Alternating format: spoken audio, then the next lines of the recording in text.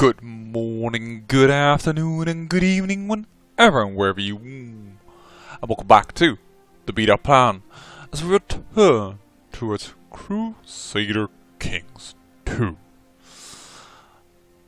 It has been a while, hasn't it? In fact, it has been so long that in between this new series and the old one concerning the Zoroastrian faith and the Persian Empire, I was asked several times if I was going to return to Crusader Kings 2 and what series I would be doing in that case. Well, I hope that I have hereby given you a definitive answer if I would be returned to Crusader Kings 2, if it wasn't already clear enough. Because I would have to rate this game, if not wasn't the #1 game, at least in the top 3 of my all-time favorite games. And this time around, ladies and gentlemen, 180p. I am so happy to give you, my watchers, a high-definition Crusader Kings 2 campaign. I cannot wait, to be honest. So, is anything else different than the last campaign? Yes, there is. Because during the last campaign, a new expansion was announced and even released at the very end of it, called Monks and Mystics. And of course, yours truly has purchased himself the latest expansion, which you can see also here in the Monks and Mystics DLC. So we're going to play as usual with everything, with the exception of the Sunset Invasion, because that can just go and screw itself. Anyways, we're gonna play with everything. Anything else that's gonna be special? Yes. After all, we have played in the Holy Roman Empire. Both, well, reenacting, if you will, the Habsburg family and creating their empire even faster than they truly did. We went from a baron towards an emperor in CK2+ within the Holy Roman Empire. We have played as the Ottomans over here. We have played as a Persian horde, for instance. We played as the Russians. It's time to do a little bit different. We played as Muslim, Zoroastrian, Christian. Well, there's still quite a few things that we haven't done. So we also even played as, I believe it was, we played as Sumenesco, because we started in the early Middle Ages. I believe it was Sumenesco.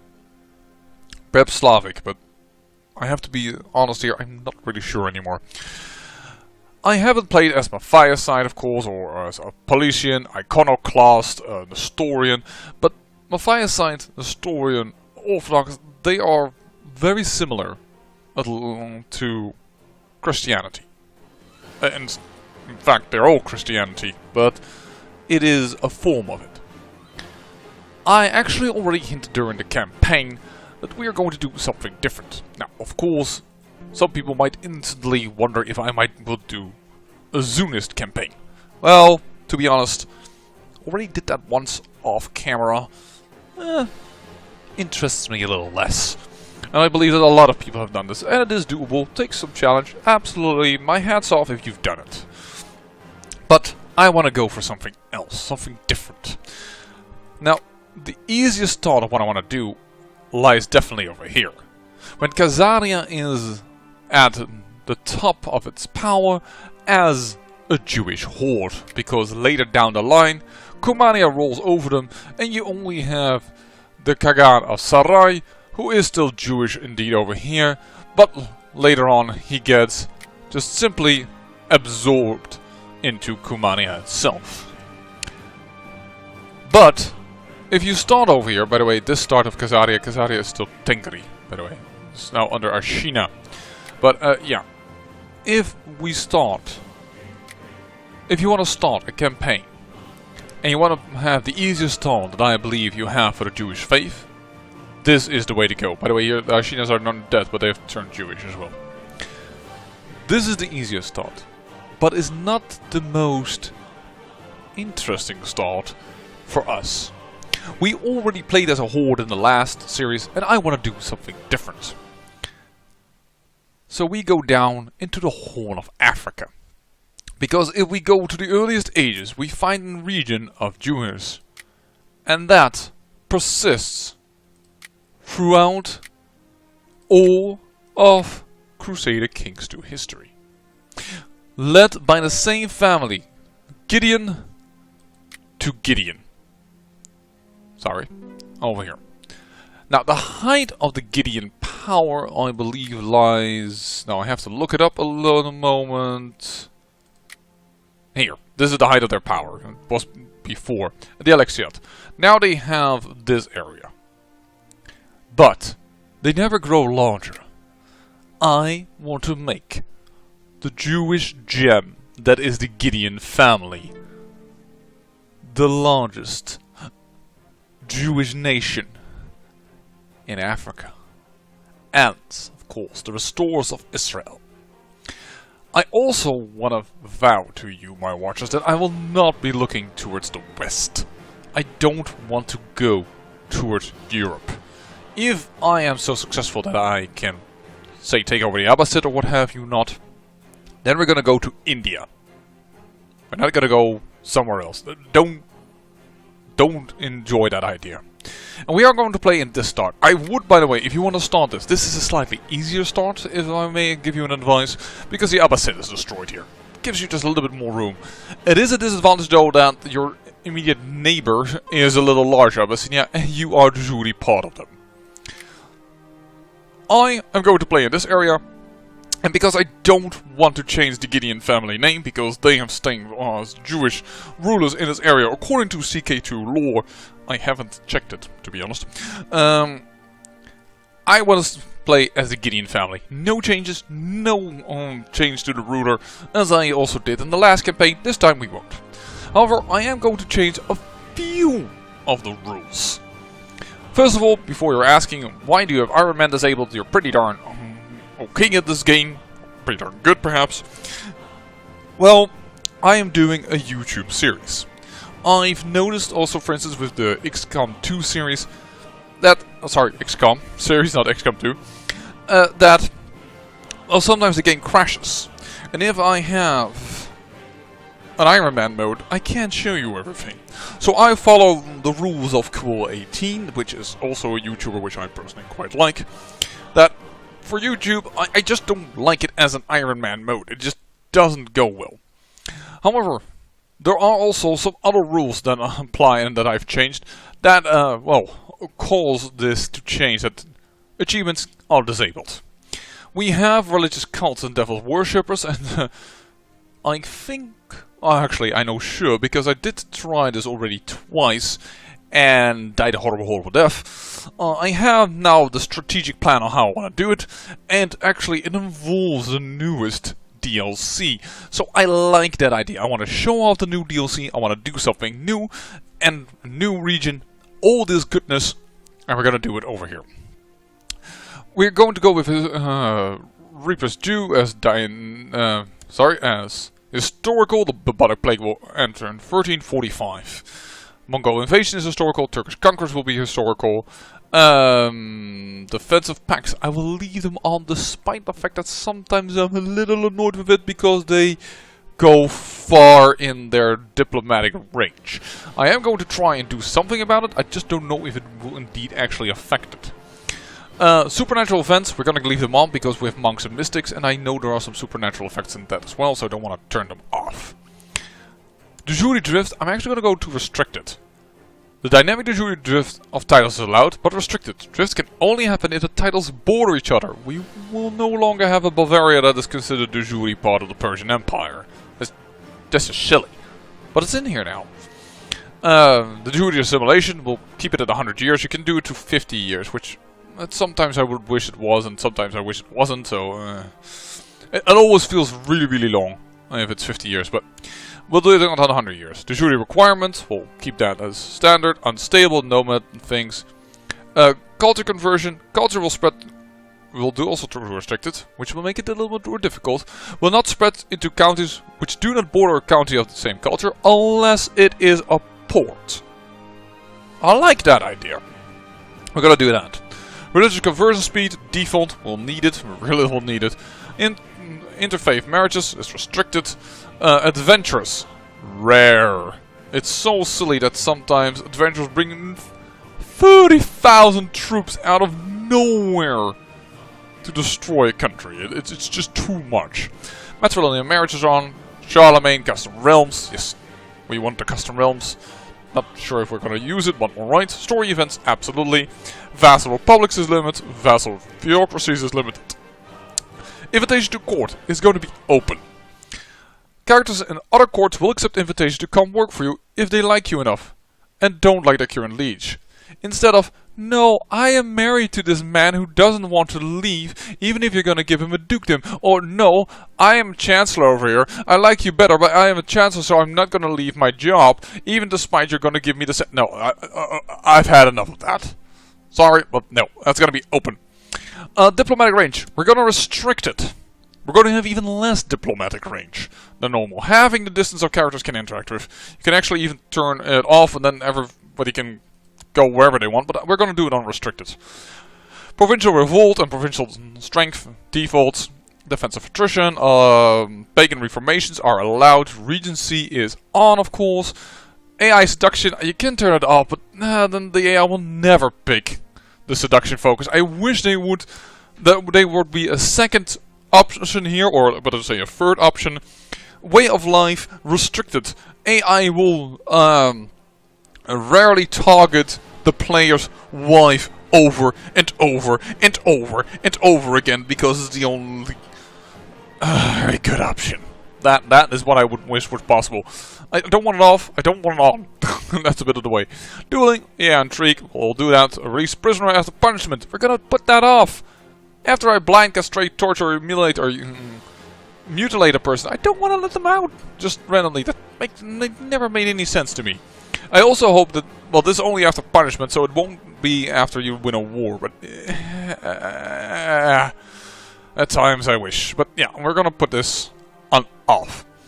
Titles, names after dynasties, as well as cultural names. I know that some of my watchers prefer that not to have the case, but I believe because of our culture we will not have a problem with that, and I do like to see it personally. Domestic side of the land is normal, vassal limit and grant independence, all the same. Let's start the game.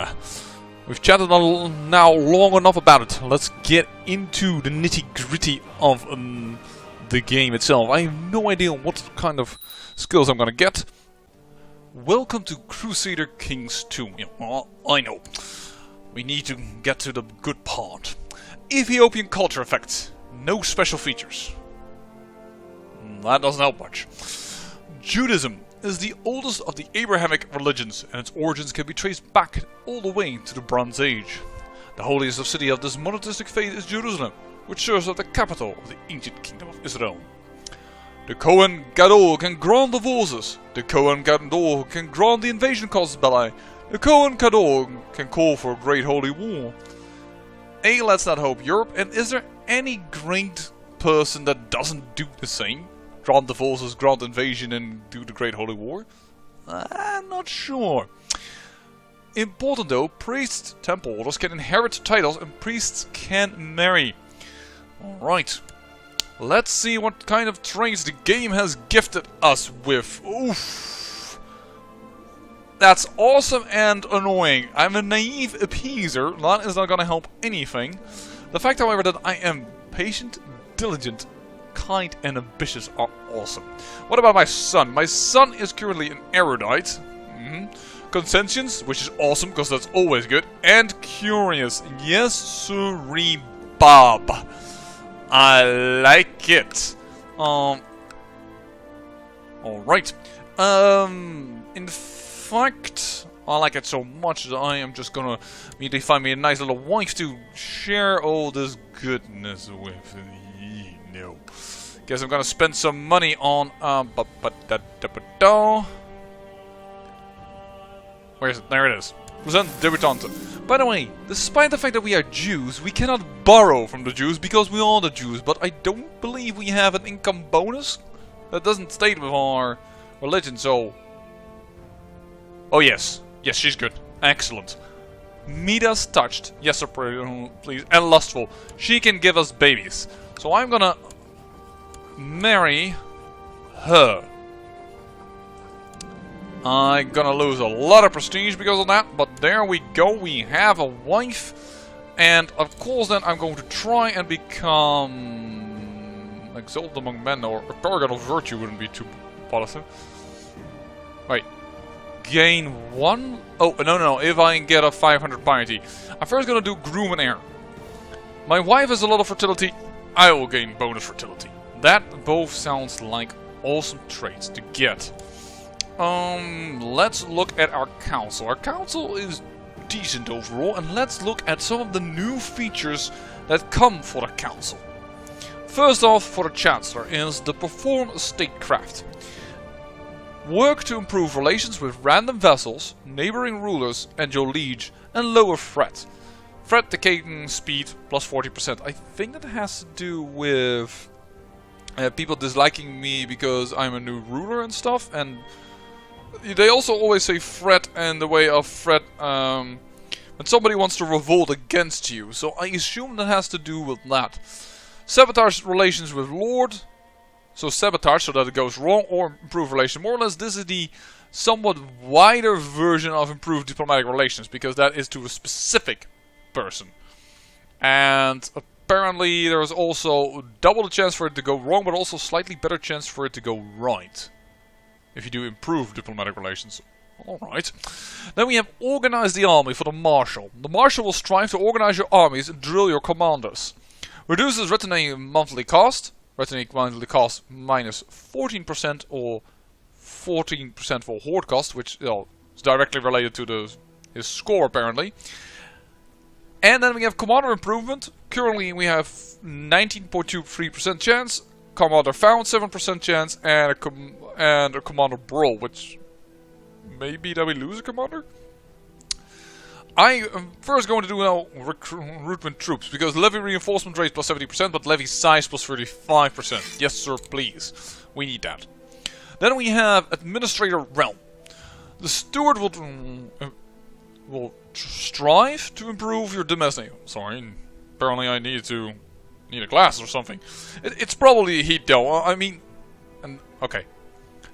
For us it's hot over here. I'm certain that a few of my viewers are going to ask, how hot is it over there? Oh, it's 30 degrees Celsius right now. Some people are going to go like, that's standard around here. Yes, but for me it's freaking hot, dude. Seriously, this is not normal Dutch weather, and it's too much for my person. Not to say, by the way, I haven't walked around at 30 degrees, for instance, when I was in Australia, but that's just a different type of heat. And this type of heat, the high humidity, no. Alright, back to CK2. The Steward will strive to improve your Demesne, increases culture conversions chance and prosperity gain. Demesne improved, 5.5% chance yearly, and smugglers enter Demesne. Well, more or less, basically what I say, he is crap, so don't do that. I am going to try and get me some extra money. And then we have the Spy Master, who has gained Sabotage Province, more or less the opposite of the Administrator Realm. Yeah. Sabotage the province. High chance though to do it, but then again his score is higher. And Spy Master discovered the chance. To be honest, I understand why they added it. As in, it is a logical addition to the Spy Master regarding the other improvements. But I don't see myself using this. Why would I ever just wanna... I would rather build a spy network or what have you not. Anyway, and then for our, in our case, our rabbi, we have Hunt Apostates. The core rabbi will hunt down blaspheming and heretical societies and drag their members into the light. Monthly piety gain plus 0.39, which is probably some formula of his score as well. I'm gonna say we're gonna spy technology on account over here. And I want you to try and get a claim on... Well, let's look at our surroundings first. First off, we are Simeon, right? But this is Abyssinia. So the king of Abyssinia has an automatic claim on us, and so he doesn't like us. Also, unfortunately, in this case, he's zealous. So Well, that's not gonna help. Then there is Gondar over here, which has 545 troops. I have 528 troops. Alright. Goyom, 600 troops. Wow, he's a good guy. Everybody in this region is pretty decent. This guy isn't. Ethiopian, and you have 600 men still, probably because you're tribal. 800 men, alright. Next door neighbor, 274, that's a good one. 419, a little too much. I'm also going to look up, 328, that's okay, and nearly 1,000 for Alodia. Okay then. By the way, interesting that the dynasty name is called Alba, because I think in EU4 the nation of Alba spawns here. By the way, dang, a lot of people got good trades here. So, another thing that has changed is our treasury. We have none. We have nothing in the treasury right now. But if we look at Abyssinia,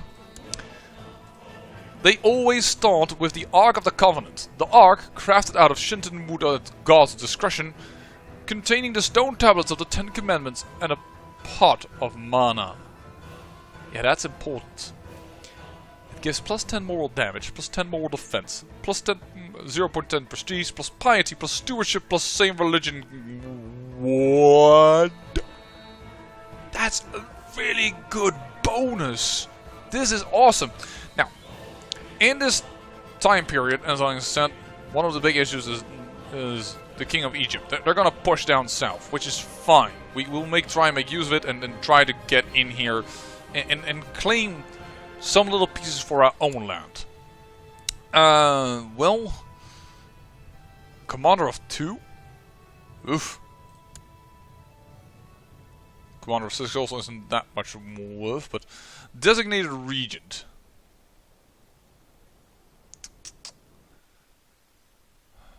A Spy Master? At least I assume this is a Spy Master. No, this is a... Sorry. How dare I? That's our Chancellor. Oh, our wife! Doesn't have a lot of Marshal, though. What is our Marshal going to be? Because I'm going to definitely focus on warfare here. I need to. I need to get more troops. This isn't good. A Marshal of 6. This is really, really bad. That's naive appeaser is really bothering me. Let's try for... Oh, that's new. Curious. Conscientious. What is good or what isn't good? I always had to look at it. This time, no longer a problem. Interesting. Curious, shrewd, and cynical. The child has an inquisitive nature and constantly asking, pestering, or poking around new and interesting things. Shrewd or cynical? Sorry, that's not what I want to do. Hold on. If I can select... There we go. At least that's what I assume. Or we were just reading... we were just reading curious. I want him rather to be in stewardship than in diplomacy, because we are alone out here. We're the only Jews. So I'd rather have him to be able to govern a lot of land than he's able to talk to many people outright. So we'll give him that as his focus. The court physician, well, with 18 that's a pretty good court physician, I would say. So then it becomes indeed the designated regent. I have 9 I'm going to have. So I want to have that kind of the same. The stewardship also. I guess it's going to be the mayor of... Because it's going to be this guy. Which is my chancellor. The master of the house. Let's make people really happy with us, so they will give us a ton of troops.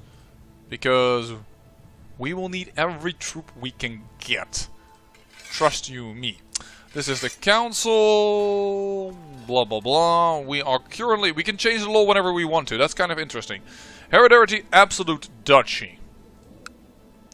Right. Well, I think we've set up the game nicely. Is there anything else that we want to address before we get started? Is there anything else new? Actually, yeah, this button. Societies. Influence. The Hermetic Society. Hermetics believe that they are that there are deeply hidden secrets about this world that only the worthy can uncover. As a member of the Hermetics, you will seek the truth in the stars and planets through diligent experimentation and by careful interpretation of ancient text and symbols. This is, of course, part of the Monks and Mystics update. We can Magnus power choose Hermetic art enables right-clicking on your character portrait in order to choose one of the 3 different arts within the Hermetics, allowing you to decide on your lifestyle. Power write a Magnus opus, so write like a very good story. You know, your own portrait in order to write an enciphered book on your knowledge. This is the artifact which potential powerful bonuses which only characters while learning can decipher. We can make a horoscope on portraits of your children in order to make them a horoscope. I can perform scrying on your character's portrait in order to turn to the mystical art of divination in an attempt to foretell the future. And power is the brew potion of eudaimonia. Enables right-clicking on the portrait of any depressed or stressed character in your court in order to make them a potion that raises their spirits in exchange for historic knowledge. Historic knowledge?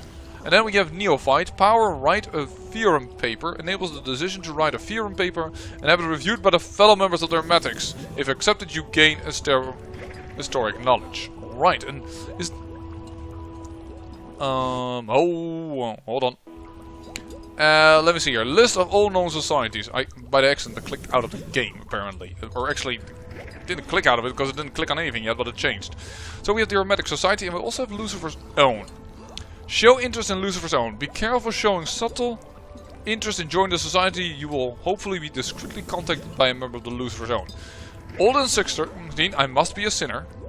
Which I'm not. I am of the Israelite group. Publicly follows the Zionist religion, or publicly follows the Church of Zoon religion. Publicly. Oh yeah, I have heard about that. You can now actually, and this is part of the strategy I wanted to imply, is you can fake your religion. That's as awesome as it sounds. More or less, you can act as if you are, for instance, a Muslim while staying Jewish, and that is more or less what I have in mind to protect myself that after, gaining some land around here, other people aren't immediately going to go, yo, I'm going to take back your land now because now you're weak. No, we're going to possibly join the opposite empire. Perhaps we don't need to, but normally they always push down south very quickly, so I doubt it. So how do you get a society score? During your society succession, the member with the highest member score will become the new leader. Learning is... he has a Magus Opus and he has a base trait, and then there's 100% because he has Diligent, 50% because he has trait Mystic, and 50% because he has trait Just. As a trait Genius. Wow. There's a lot of people I remember. Visigothics. Okay. I kind of wish to go to all the members. This is Irish. Dietpold of Sundgau. This is German. This is Wales. This is English. This is English again. Mayor of Woking? I have no idea where that lies. Sorry. Anglo-Saxon, so English again. So the Hermetics are mostly here with apparently something Asturias and somewhere something in Germany. That is more or less what I decipher about it. Well, actually, there are quite a few more places. But that's also Irish. If you don't believe me and think this is French, no, it's not, buddy boys. It's Irish. I've seen enough now of this game to know that that is more of a Gaelic name than anything. Lucifer's Own, I have no point of. List all members. Only 2 societies, but I assume, and actually I know, you can make some of your own. If indeed we're going down the strategy that I want to employ, and because it is part of the new expansion, I want to do so. But I've been rattling long enough. I will make sure to upload immediately 2 episodes, so there should be an episode standing right and ready for you after this one. Or, if you're watching this in the future, then this is just a big-ass old setup.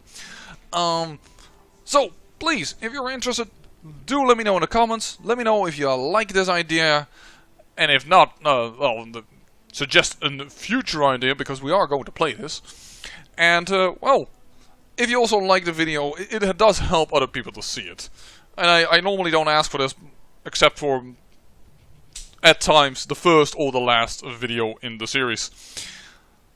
So, on to the next video, and I say to you, great peril yields great beauty. Bye-bye.